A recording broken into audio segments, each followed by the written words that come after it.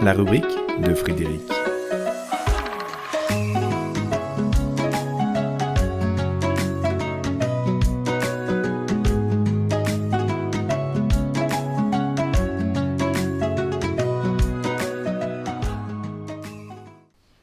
Rien ne va plus. Rien ne va plus, mais les jeux ne sont pas faits pour autant. À ne voir le monde qu'à partir des points de vue particuliers, nous en arrivons au désastre du monde moderne. Individus, États, groupes divers s'affrontent et revendiquent des projets déconnectés de la vision que l'ensemble auquel nous appartenons serait en droit d'attendre. Le monde des formes s'emballe.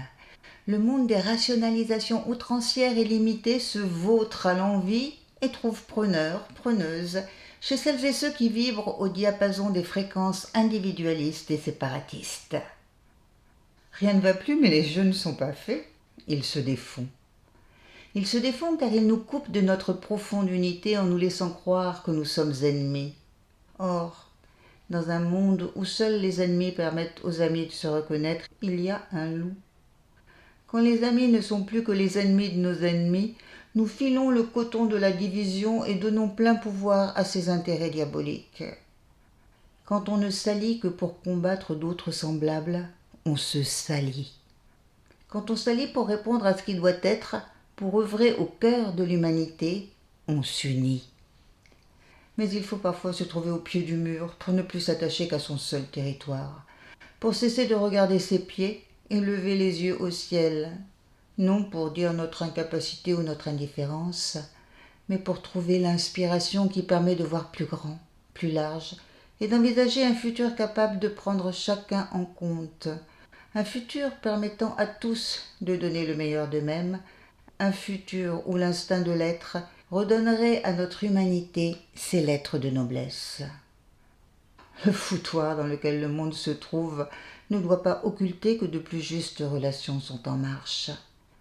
Si les dénonciations sont guerrières, elles viennent pourtant dire qu'un autre monde est possible et que son avènement dépend de notre façon d'être.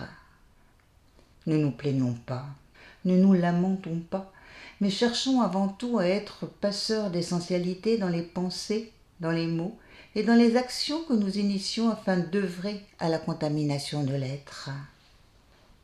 Soyons des guerriers de lumière et non de vaillants petits soldats aveuglés d'idéaux partisans qui manient sans conscience des armes délétères. Rien ne va plus, mais c'est pour qu'advienne un tout qui permettra au monde dans son ensemble de s'engager sur la voie du mieux. Comme il y eut une arche de Noé, construisons une nouvelle arche d'alliance, mais pour cela, balayons au seuil de notre porte et engageons-nous pour le construire à chaque instant. De mieux en mieux, le meilleur finira par advenir. Pas vrai ?